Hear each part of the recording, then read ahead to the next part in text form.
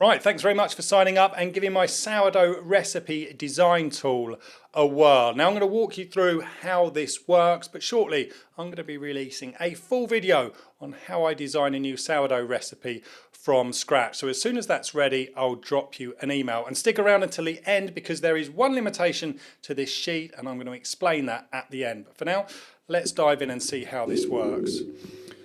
Right, so I'd suggest keeping a master copy of this that you never edit. Then if you overwrite any formulas, you can revert back to that master copy.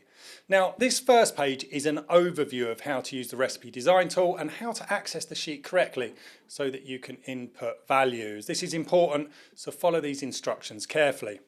Now this second tab, this is the recipe design tool, and I've been using this now for the last several weeks, and for my needs it's absolutely fantastic. But I encourage you to use it as a template and change it, modify it into a tool that works for you. Now when you open it up, the sheet is locked and only the cells that are designed for inputting data can be accessed, and these have a blue typeface. But if you want to unlock the sheet, then select Protect Sheet from that data drop down menu, click on this master box, and then you can click that delete icon. So I'm going to run you through my old faithful recipe so you can see how it works. So we've got a dough weight of 800 grams and I'm going to be using 10% levain. Now this calculates the levain as a percentage of the total weight of flour, and you can see the levain weight changes over here in the ferment section. Now you can scale the recipe up or down easily using the scale input. Now this first section on the left, the total ingredients, it records all of the ingredients in the entire recipe and it allows you to make the majority of the adjustments here. So in the Old Faithful we've got 90% strong bread flour and 10% whole wheat flour. So I'll change flour type 2 to whole wheat and change the 0 to 10%. There we go. And you'll see that the white flour percentage and weights are adjusted automatically. Moving down, the dough is 78% hydrated and we've got 2% salt content. So that bit's done for now. So we're going to move sideways to the ferment section. Now this ripe starter at the top, it refers to the starter that you keep bubbling away on the side, or the scrapings that are in the bottom of your jar if you're using that method. Now if you keep your starter at 100% hydration, you're probably never going to need to touch this, but if you do alter the hydration, you can make those adjustments here. Now it may not appear so, but this section was extremely important to include so I can make sure that that overall hydration is correct.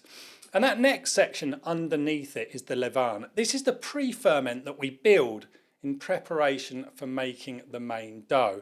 You can adjust the hydration and what percentage of right starter you use to inoculate the levain.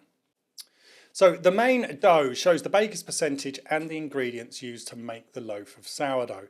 The decimal points are there for accuracy, but I round the numbers up or down when I mix the dough.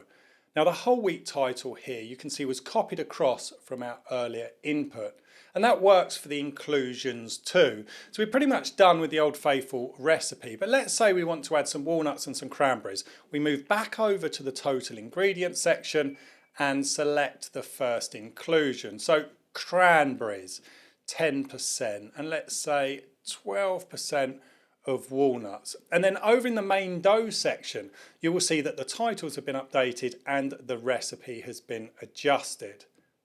Now the weight and percentage of the pre-fermented flour is given at the top of the sheet here above the ferment section.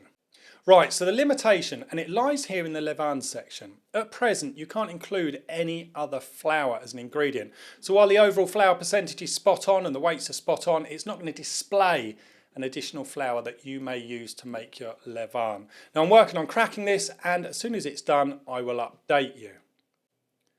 Now below this we've got the recipe method, and this is where I record all of the information when I'm testing, and this enables me to make adjustments next time I bake until I've nailed it, until I've got that recipe right. Now you may not need this, but I thought I'd leave it in to give you some ideas for your own baking and what's involved in coming up with a recipe. Mine's not finalised, it's still work in progress.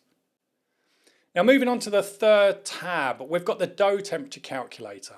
Enter your desired dough temp, enter the temperatures of your levain, your flour, your room and then the friction factor, and you'll get the temperature you need to mix your water at to make the dough to the right temperature. Now I leave that friction factor set to 0 as I don't generate any heat during mixing, but if you use a mechanical mixer or spend a long time kneading your dough, you should make a test dough to work out the friction factor. And to do that, you just bring all of your ingredients together for the dough in the bowl until you've got like a rough, shaggy mess. Take the temperature, and then when you finish mixing or kneading, take that temperature again. The difference between the two temperatures will be your friction factor. And on this last tab, I've left the original version of the sourdough calculator in place for those who want to keep using it. And that really is about that. Have a play around with it, experiment, change it, make it your own. And I really hope this helps you on your sourdough journey. A huge, huge thank you for watching. I'll see you again very soon. Stay tuned.